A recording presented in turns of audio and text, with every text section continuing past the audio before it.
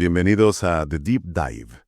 Hoy tenemos delante una de las obras más misteriosas y potentes del Nuevo Testamento, la Carta a los Hebreos. Y el comentario que hemos analizado la presenta, en esencia, como el argumento de venta más audaz de la historia. Sí, sí, es una buena forma de verlo. Es que el autor toma todo lo que era sagrado y fundamental para el judaísmo de la época, los profetas, los ángeles, el mismísimo Moisés, el templo y sus sacrificios, y dice, todo eso era la versión 1.0. Claro. Era genial, era necesario, pero ahora ha llegado la actualización definitiva. Es una forma perfecta de plantearlo, porque no se trata de una demolición, para nada, sino de una culminación. El argumento central que desglosa el comentario es que todo lo anterior era como una sombra proyectada en la pared, un avance, un tráiler. Justo, un tráiler de la película. Y ahora, con la llegada de Cristo, por fin podemos ver la película completa en 3 dimensiones y a todo color. Nuestra tarea hoy es precisamente esa, ver cuáles son esas actualizaciones y entender por qué para la audiencia original fueron tan revolucionarias y, bueno, seguramente tan chocantes. Pues empecemos por el primer misterio. ¿Quién pulsa el botón de actualizar? ¿Quién escribe esta carta? Durante siglos se ha dicho que fue el apóstol Pablo, y el comentario que tenemos defiende esta idea con uñas y dientes. Sí. Pero sinceramente, las pruebas que presenta, como que usa ciertas palabras favoritas de Pablo, no es un poco circunstancial. Podría ser alguien imitando su estilo, ¿no? Es una objeción muy razonable, y por eso el debate, sigue abierto. No hay una firma al final que diga «con cariño, Pablo». Claro. Pero el comentario no se basa en una sola palabra, sino en la acumulación de lo que llama huellas dactilares. Huellas dactilares. Sí, tanto estilísticas como teológicas. O sea, no es solo que use la palabra mediador o la frase «el Dios de paz», que son muy suyas. Es el cómo construye los argumentos. Esa tendencia a empezar un tema, desviarse por una tangente que se le acaba de ocurrir. Ah, sí. Y luego volver al punto principal, a veces páginas después. Eso es puro Pablo. Como un profesor brillante pero un poco caótico. Exacto. Y luego está la idea central, el gran tema de la sombra frente a la realidad. Es el motor de Hebreos, pero también lo vemos en otras de sus cartas. En Colosenses, por ejemplo. Justo.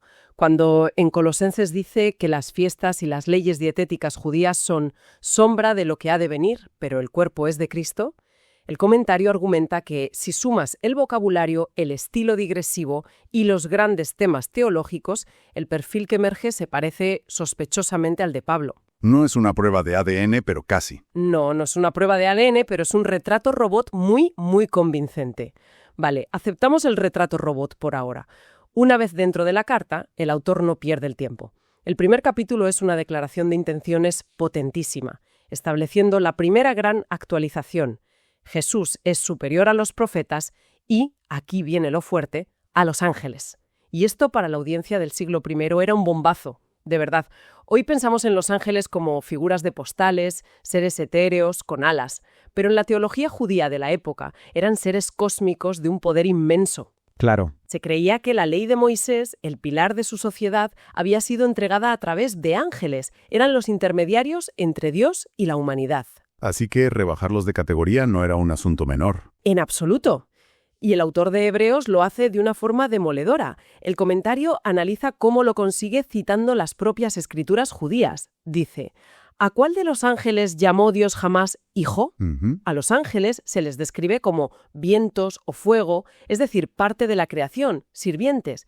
Pero al hijo le cita un salmo donde Dios mismo le dice, tu trono, oh Dios, por el siglo del siglo. Lo está poniendo en una categoría completamente distinta, la de creador frente a la de criatura. Exacto. Hay una frase que siempre me ha fascinado y que el comentario analiza en detalle. Cuando cita el Salmo 2, mi hijo eres tú, yo te he engendrado hoy. ¿Cómo se entiende ese hoy? Suena a que tuvo un principio. Es una pregunta teológica clave. Y el comentario ofrece una explicación muy profunda.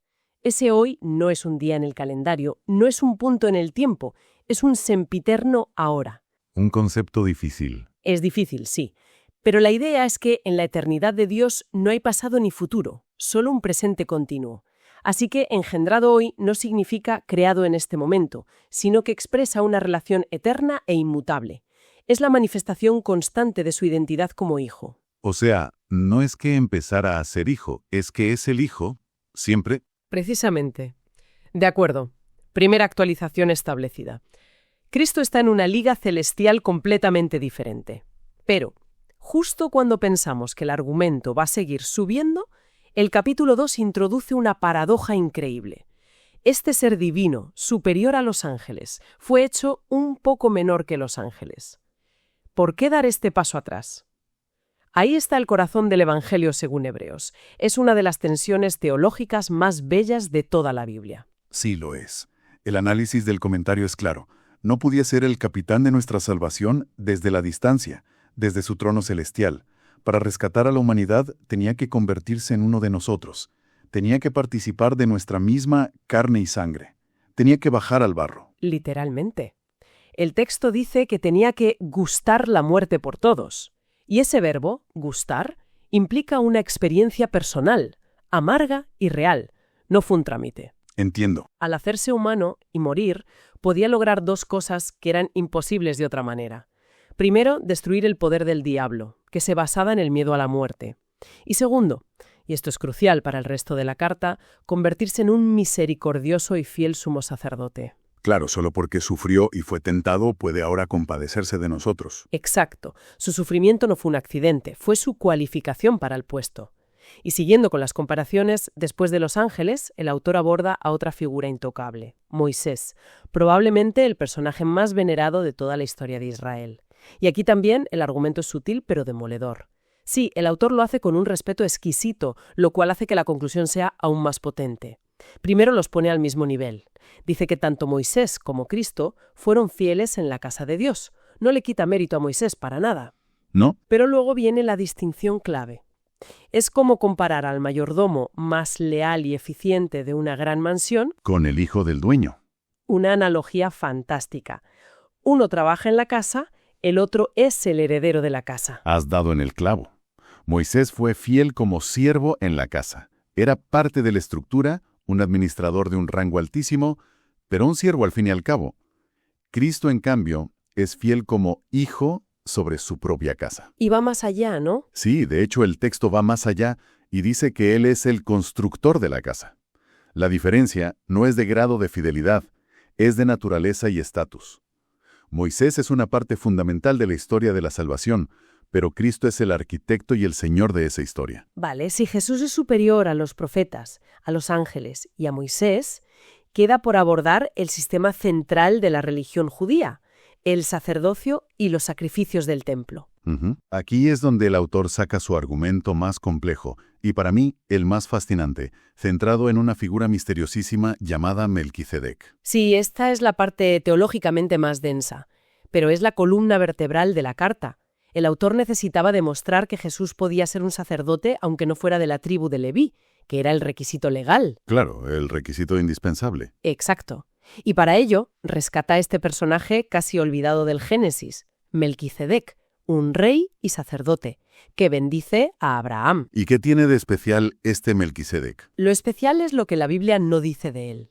No se menciona su genealogía, ni su padre, ni su madre, ni su nacimiento, ni su muerte.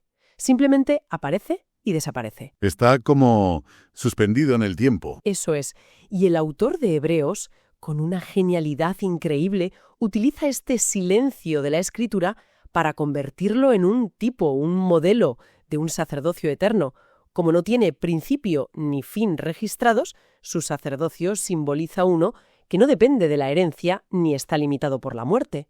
A diferencia del sacerdocio levítico, claro, que pasaba de padres a hijos. Justo. Y el comentario destaca un detalle casi de abogado para probar que el sacerdocio de Melquisedec es superior al de Leví. Es un argumento alucinante. ¿Cuál es? Es un jaquemate teológico, un argumento casi de ciencia ficción legal. El autor dice, recordad la cena del Génesis. Abraham le da a Melquisedec los diezmos, 1/10 parte del botín. Sí. Y la regla es que el inferior paga diezmos al superior. Y ahora viene el giro. Leví, el tatarabuelo de todos los sacerdotes de Israel, en ese momento técnicamente estaba en los lomos de su padre Abraham. ¡Wow! Todavía no había nacido, pero estaba presente biológicamente en su antepasado. ¡Wow! Así que es como si toda la futura dinastía de sacerdotes, a través de su ancestro, se estuviera inclinando y reconociendo que Melquisedec jugaba en una liga superior. Exactamente. Es una forma de decir que desde el principio de los tiempos ya existía un modelo de sacerdocio superior al que vendría con Moisés. Y ese es el sacerdocio al que pertenece Cristo, uno eterno, universal y superior. Y un sacerdocio superior, lógicamente, trae consigo un pacto superior y un sacrificio superior. Aquí es donde entra de lleno la idea de la sombra frente a la realidad. Sí, es la consecuencia lógica. El antiguo pacto, con su sistema de sacrificios de animales, era la sombra. El comentario lo explica muy bien. La prueba de que esos sacrificios no eran la solución definitiva era su propia repetición. Claro, el hecho de que tuvieran que ofrecerse una y otra vez, año tras año, en el día de la expiación, era un recordatorio constante de que el problema del pecado no se había resuelto. Si hubieran funcionado de verdad, dice el autor, se habrían ofrecido una vez y ya está. Dejaban siempre una conciencia de pecado. Eran como un analgésico que aliviaba el síntoma temporalmente, pero no curaba la enfermedad. Perfecta analogía. En cambio, el sacrificio de Cristo es la cura. Se ofrece una sola vez y para siempre. Y no lo hace con sangre de animales en un templo hecho de piedra, sino con su propia sangre en el santuario celestial. Y el resultado es diferente. Por eso, el resultado no es un perdón anual y temporal, sino una eterna redención. Este nuevo pacto, como ya había profetizado Jeremías, no se escribe en tablas de piedra, sino en la mente y en el corazón. Es una transformación interna, no el cumplimiento de un código externo. Después de toda esta teología tan profunda, el tono de la tarta cambia radicalmente. Pasa de ser un tratado doctrinal a una charla pastoral, casi de vestuario, llegando al famoso capítulo 11, el Salón de la Fama de la Fe. Es la aplicación práctica. Es como si el autor dijera, vale, os he demostrado que tenemos un camino nuevo y mejor, un acceso directo a Dios a través de nuestro gran sumo sacerdote. Ahora, ¿cómo vivimos esto en el día a día? Y la respuesta es, por fe. Y para ilustrarlo nos presenta esta increíble nube de testigos, un desfile de héroes del pasado que vivieron confiando en las promesas de Dios, aunque no las vieran cumplidas. Y no se limita a nombrarlos, sino que extrae la esencia de su fe. Me impacta el caso de Abraham. El comentario se detiene mucho en él. Abraham es el paradigma de la fe. Primero, obedece y se va de su tierra sin saber a dónde iba. Eso es fe en la guía de Dios.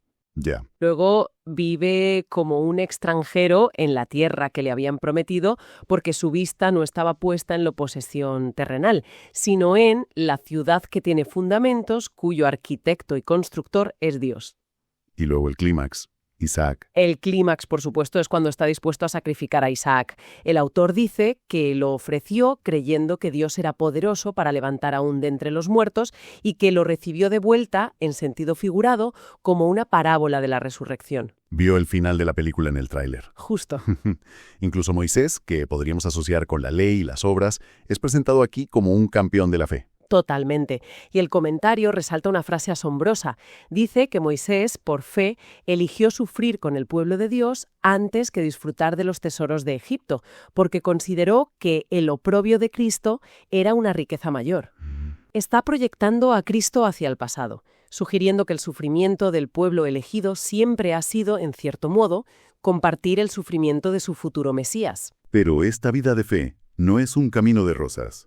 Y el capítulo 12 conecta directamente esta nube de testigos con la realidad del sufrimiento y la disciplina, una idea que a nosotros hoy en día nos puede sonar un poco dura. Puede sonar dura, sí, pero el autor la presenta como algo profundamente reconfortante. Nos dice que corramos nuestra carrera, puestos los ojos en Jesús. Y si en esa carrera encontramos dificultades, no debemos pensar que es una señal de que Dios nos ha abandonado. Sino todo lo contrario. Todo lo contrario.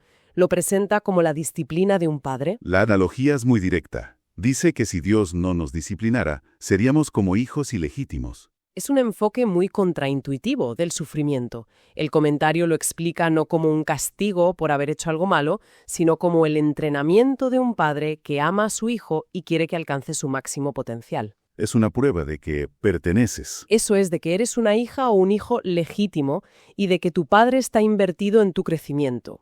El objetivo final, dice, es que participemos de su santidad y que produzca un fruto apacible de justicia. Es una corrección hecha por amor. Entonces, recapitulando todo este viaje, El análisis de este comentario nos presenta la carta a los hebreos como un argumento increíblemente bien construido de principio a fin.